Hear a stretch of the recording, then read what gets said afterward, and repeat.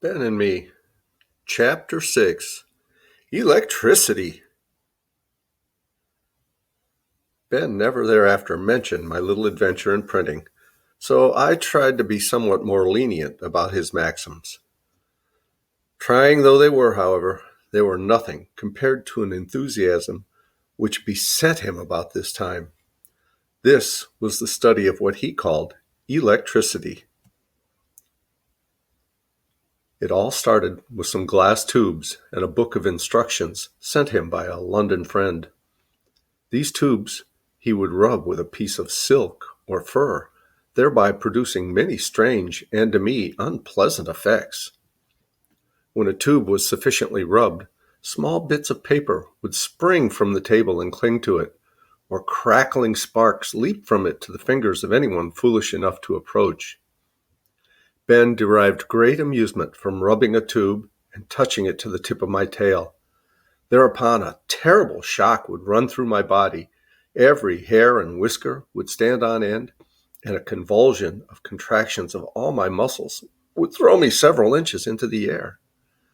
This was bad enough, but my final rebellion did not come until he, in his enthusiasm, used the fur cap to rub the tube, and I was in the cap.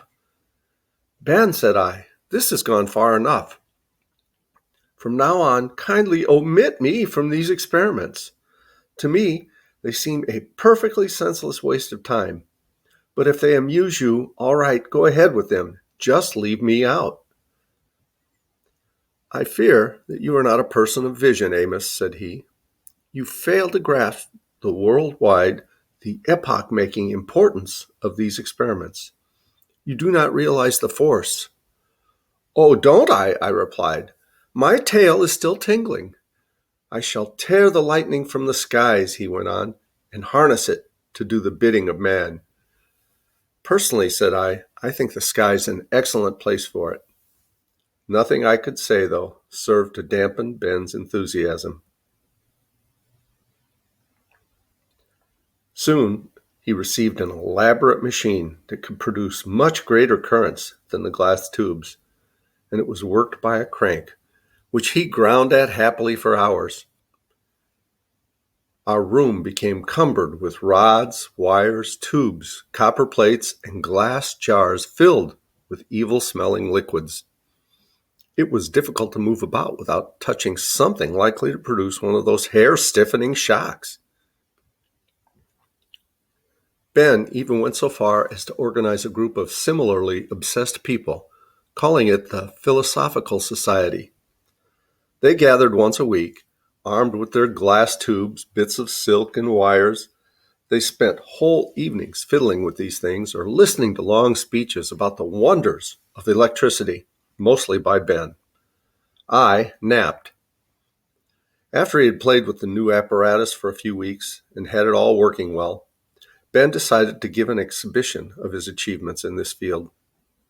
A large hall having been secured for the occasion by the Philosophical Society, Ben spent several days arranging his testing apparatus, planning various experiments, writing a speech, and inviting prominent people.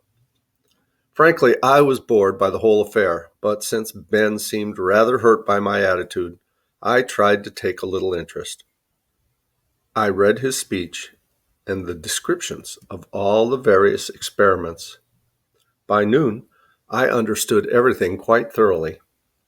While we ate a light lunch of bread and cheese, I told Ben of my studies.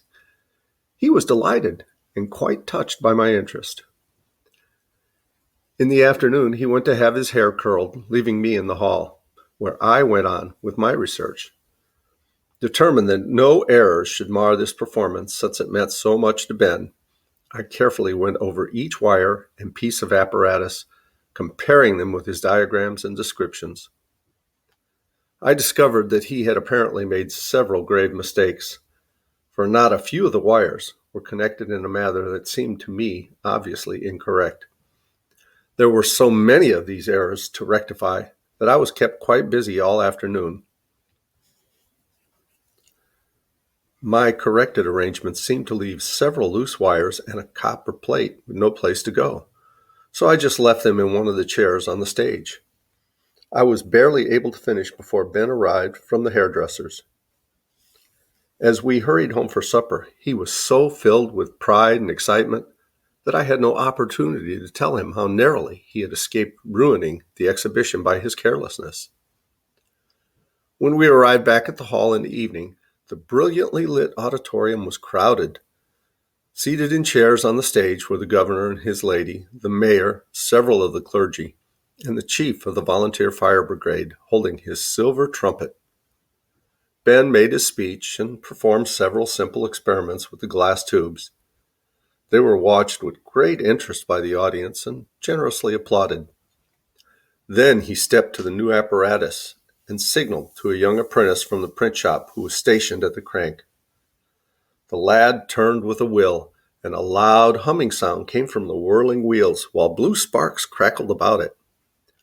"And now, my friends," Ben said proudly, "when I turn this knob, you shall see, if my calculations are correct, a manifestation of electrical force never before witnessed on this continent." They did. As Ben turned the knob, the governor rose straight in the air in much the same manner that I used to when Ben applied a spark to my tail. His hair stood out just as my fur did. His second leap was higher and his hair even straighter.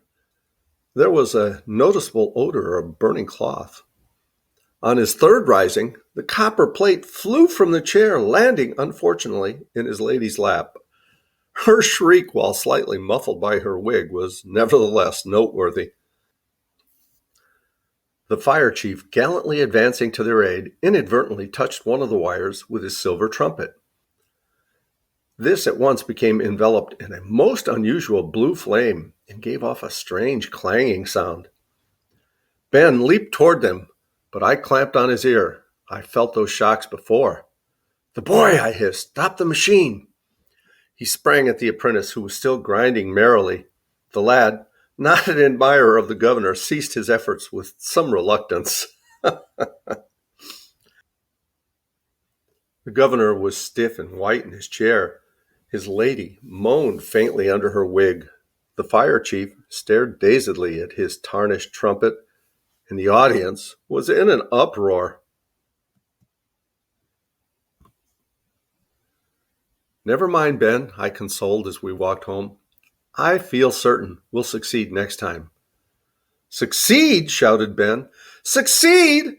Why, Amos, don't you realize that I have just made the most successful, the most monumentous experiment of the century? I have discovered the effects produced by applying strong electric shocks to human beings." "Granted the governor is one," I said. "We surely did." Hope you're enjoying Ben and me. Thanks for listening. As Tigger says, ta-ta for now. Love you guys. Bye-bye.